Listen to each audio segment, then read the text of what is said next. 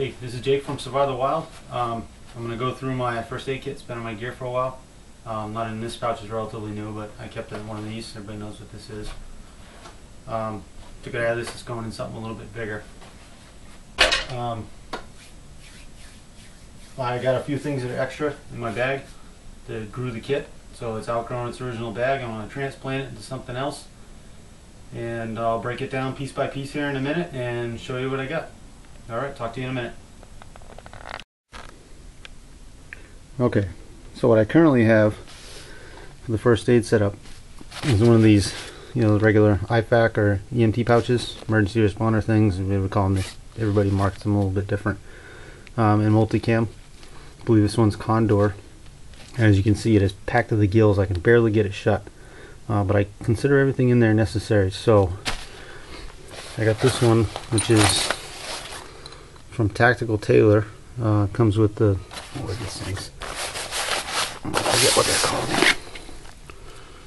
It is a malice clip. I haven't used any of those before, but look like they work pretty good. It's a little bit bigger.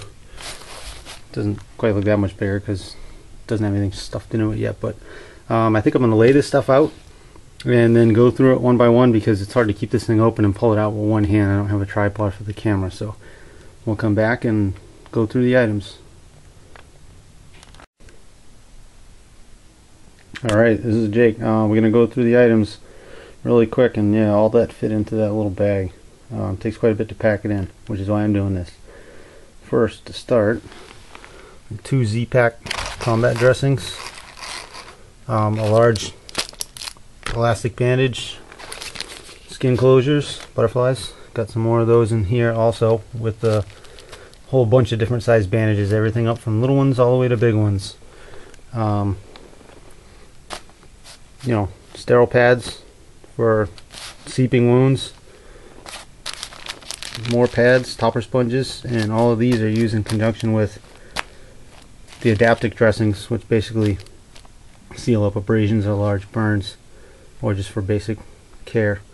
And there's a quick clot combat gauze. Everybody knows what those are. Those are awesome. It's an Israeli bandage, kind of with a plastic clip that applies pressure to the wound when you wrap it around. Lots of alcohol swabs, Provident iodine pads, first aid antibiotic, and then more antibiotic up here. Then this is one of those large standard military triangular bandages. Has a lot of uses. This is a Halo chest seal for sealing off tension pneumothorax, punctured chest cavity. This is a large needle on this side for ventilating the chest cavity in case of a tension pneumothorax that's already occurred and been sealed. And then a small hypodermic for draining hematomas or blisters and things like that. Then clothing shears. Those usually go on the outside of the bag, stuck in the MOLLE webbing. Forceps for pinching off small arteries or veins. And this is for a nasal cavity to clear airway obstruction so you can get air through the nose, and lubricant that goes with it. These are just rubber gloves. Keep your hands clean. A lighter for sterilization of needles and the forceps, and the scissors if you have to. And this is this old small tiny first aid kit that now just houses just basic medications, Tylenol, aspirin, no-dose, Modium. There's thread in here and needles and a small razor blade right there. Obvious uses for that. Just regular old gauze tape.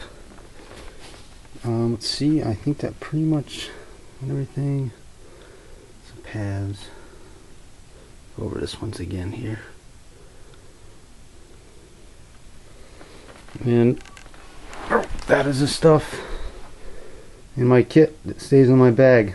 A lot of the larger things came from ITS Tactical as a blowout kit, which is the Z-Packs, the quick clot, the halos, the big needle, and the airway obstructions for the Israeli bandage. I got a bunch more of these too. For those are for the major causes of death in the field. and really the best way to get them. Buying them as a package was a really good deal. They're good products, top quality stuff. And that's it. I consider that mandatory for carrying around. I know it seems like a lot, but it'll treat a wide range of stuff, and it's relatively small.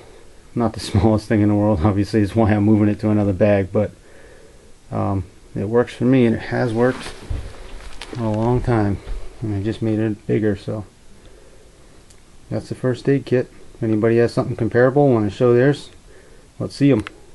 Hey, Jake from Swad the Wild, have a good one.